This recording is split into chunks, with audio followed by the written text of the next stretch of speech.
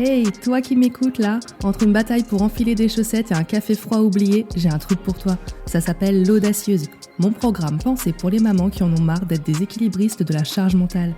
Si t'as envie de troquer ton stress contre de la sérénité, de poser des limites sans culpabiliser et de kiffer vraiment ton quotidien, c'est par ici que ça se passe. Allez, on en parle après l'épisode, mais attention, ça risque de changer ta vie.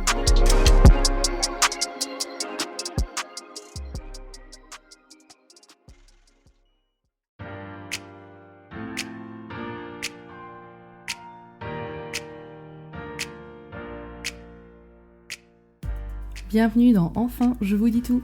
Je suis Tiffany, ta nouvelle copine sophrologue passionnée de psychologie positive et de mode de vie sain. Et dans ce podcast, je vais te donner tous mes conseils pour prendre soin de ta santé mentale et de ta santé physique. Mon but, que tu sois bien dans ta tête, dans ton corps et dans tes baskets. C'est parti!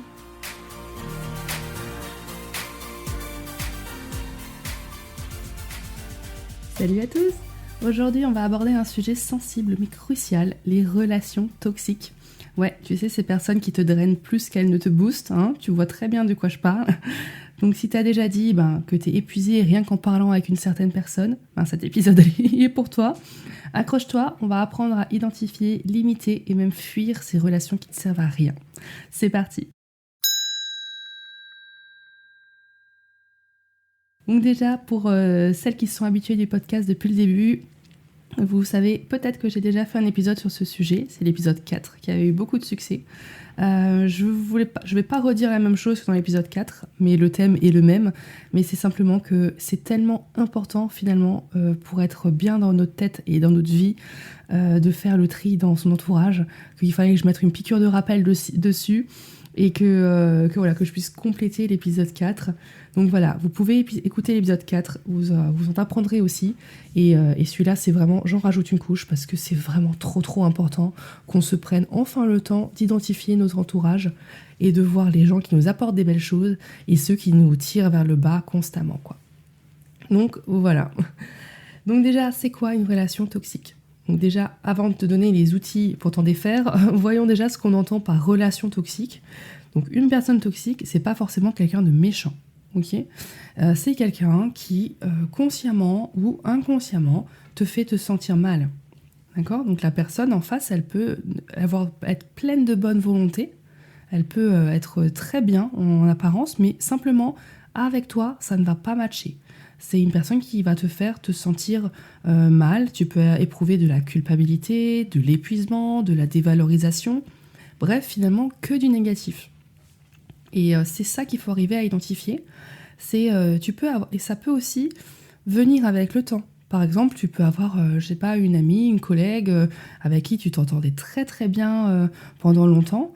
Et puis au bout d'un moment, en fait, tu te rends compte que ça va plus, que vous êtes plus sur la même longueur d'onde, qu'elle a changé, ou toi tu as changé. Hein, parce que souvent ça vient de nous. Hein. Peut-être que toi tu as évolué dans ta vie, mais pas elle.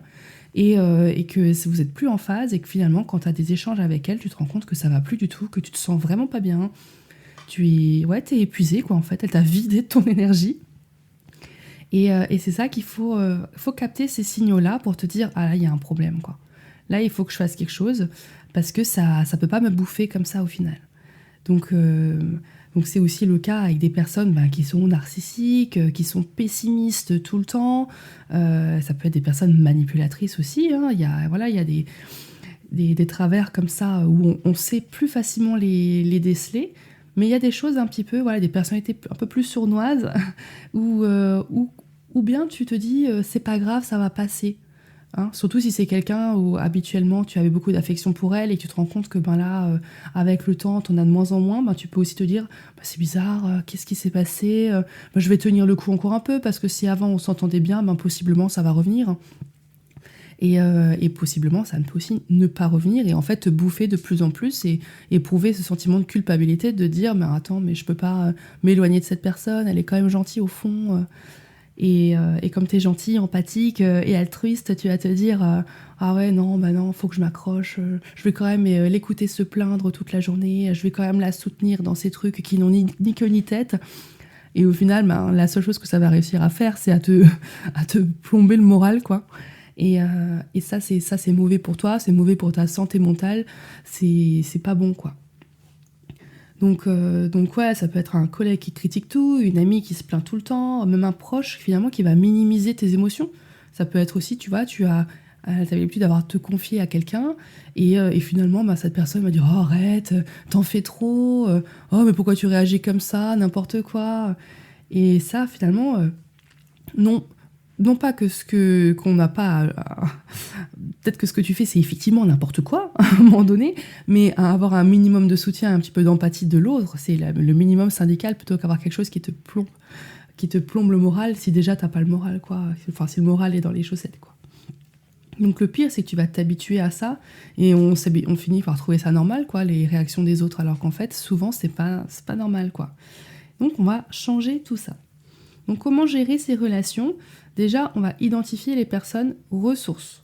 Donc ça, c'est les personnes qui te font du bien.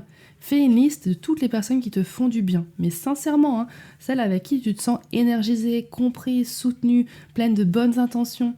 Et ces personnes-là, donc tu peux écrire, tu peux faire vraiment une vraie liste, là, comme si tu faisais tes courses de meilleurs amis.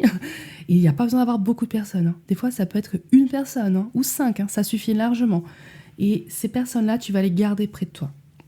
Tu vas prendre de leurs nouvelles, tu vas les voir régulièrement, ou si c'est pas possible, tu vas les appeler, tu vas leur faire un petit message de temps en temps pour leur souhaiter une bonne journée. Et c'est ça, là où tu vas mettre le max d'énergie, c'est pour ces personnes-là. C'est les personnes qui t'aident, qui te tirent vers le haut. Ça, c'est important. Et ça te fait du bien. Et inversement, tu verras que souvent, les personnes que tu vas noter, c'est réciproque. Elles seront aussi, si elles font une liste, tu seras dans leur liste des personnes ressources. D'accord ? C'est vraiment tes relations les plus saines, les plus géniales, quoi. Et pour tous les autres, on va passer à l'étape suivante. Les autres personnes qui ne sont pas dans ces personnes ressources, tu vas finalement poser des limites claires avec elles. Donc dis-toi, poser une limite, c'est pas méchante, c'est te protéger. C'est pas être égoïste non plus. Si quelqu'un t'appelle pour se plaindre, tu lui dis clairement, je comprends ce que tu traverses, t'as une période difficile en ce moment, mais de mon côté, j'ai pas l'énergie pour en parler maintenant. T'as même pas besoin de te justifier en disant parce que moi aussi, etc. Non, là tout de suite, je vais pas pouvoir être la meilleure personne pour t'aider. Et voilà, c'est simple, respectueux, efficace. Donc si tu le sens pas, tu vas pas encourager finalement à te mettre de l'énergie dans des relations toxiques. Tu prends tes distances gentiment. Et tu peux même, du coup, avec ces personnes toxiques, apprendre à t'éloigner. Parfois, la meilleure solution, c'est la distance, même si c'est que temporaire. Si la relation, elle te fait plus de mal que de bien, il est peut-être temps de lâcher prise un petit peu là-dessus. C'est pas facile, mais ta santé mentale, elle vaut bien. Donc prends des distances, ça veut pas dire de couper les ponts pour la vie, ni même de couper les ponts tout court, mais n'alimente pas la relation. Voilà. Ne va pas prendre des nouvelles de cette personne si au fond de toi, t'en as pas envie du tout. Ne te force pas. Voilà. Donc, identifie les personnes ressources, celles qui te font du bien, tes meilleurs amis, ou même des amis ou des collègues qui te font du bien, que t'es moins proche, mais ça te fait plaisir. Tu notes toutes les personnes ressources. Et pour les restes, les autres personnes où tu as un doute de si c'est une personne ressource ou pas, souvent quand il y a un doute, il n'y a pas de doute, c'est que il faut moins t'attacher ou bien prendre des distances avec ces personnes-là. Donc, je t'invite dès aujourd'hui à identifier une personne toxique. Je pense qu'on a tous, largement, au moins une personne toxique dans son entourage. Identifie-la. Déjà, rien que de l'identifier, ce sera déjà un premier pas, une prise de conscience. Et limite le contact avec cette personne. Prends une petite distance, même temporaire, juste pour voir comment tu te sens quand tu n'as pas de contact avec elle. Même si c'est juste quelques jours. Et tu notes voilà, les émotions que tu as et comment se sont passés ces jours-là. Ensuite, entoure-toi de positifs. Donc déjà, dès à présent, passe du temps avec quelqu'un qui te fait rire, qui te motive, envoie un petit message à tes amis, fais quelque chose pour entretenir ces belles relations. Et en troisième point, offre-toi du temps pour toi. Parce qu'au final, ta meilleure amie, c'est toi-même. En numéro 1, c'est toi. La meilleure relation qu'il faut que tu entretiennes, c'est celle que tu entretiens avec toi-même. C'est celle qu'il faut que tu préserves le plus. C'est te sentir bien avec toi. Donc ça, c'est primordial. Donc voilà, vraiment, faut que tu retiennes que le pouvoir des relations, en fait, l'entourage que tu as, te créer un entourage de qualité, c'est une clé, mais c'est juste monumental, en fait, de s'entourer de bonnes personnes. C'est le bienfait que ça va te procurer dans ta vie, dans ton mindset, dans ton quotidien. C'est vraiment à ne pas négliger. C'est très, très, très important. Quand tu fais le tri, en fait, tu vas libérer de l'espace pour les bonnes relations. Tu vas mettre de l'énergie dans les relations qui te soutiennent, qui t'aident à avancer. Et tu verras, hein, moins de relations toxiques, tu te sentiras plus énergique, tu te sentiras plus joyeuse, plus sereine, parce que tu es entourée de personnes qui te veulent du bien, et c'est ça qu'on veut au final. Il faut t'entourer des personnes qui sont dans la même dynamique que toi, et une dynamique qui est positive. Et ça aussi, ça va t'aider quand toi, tu auras des coups de moins bien, des coups de mou, et ben tes personnes-là qui sont ces personnes, une ressource, qui sont bienveillantes avec toi, ce sont elles qui vont t'aider à sortir la tête de l'eau. Les personnes toxiques, quand toi tu vas être pas bien, et ben elles vont se nourrir de ça. Elles vont se dire, ah ben voilà, elle aussi, hein, elle est capable de pas aller bien, hein, parce que moi je suis malheureuse dans mon coin, mais elle aussi, donc trop chouette, on va être malheureuse en même temps. Et ça va ne faire qu'entretenir finalement un état d'esprit qui est absolument pessimiste et négatif. Et ce sont pas elles qui vont te sortir la tête de l'eau. Pas du tout.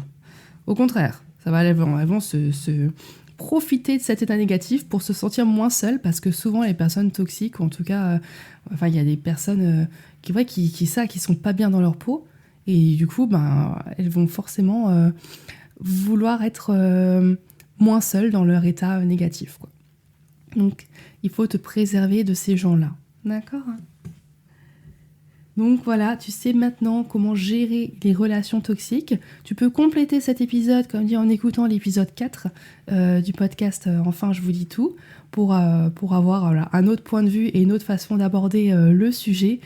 Et sujet qui est très très important, je trouve. Donc souviens-toi, prends soin de toi d'abord. Ce sera toujours ça le mieux, c'est ta propre priorité. Donc si cet épisode t'a été utile, partage-le, n'hésite pas, abonne-toi pour ne rien manquer. Et puis à très vite pour un nouvel épisode. D'ici là, prends soin de toi et reste super zen, contente, souriante, joyeuse. À bientôt.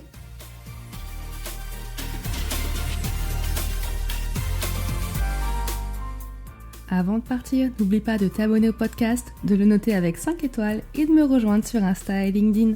Si tu veux qu'on travaille ensemble et me voir en consultation de sophrologie, je t'invite à me réserver un rendez-vous avec moi. Tu trouveras toutes les infos dans les notes. Bye bye!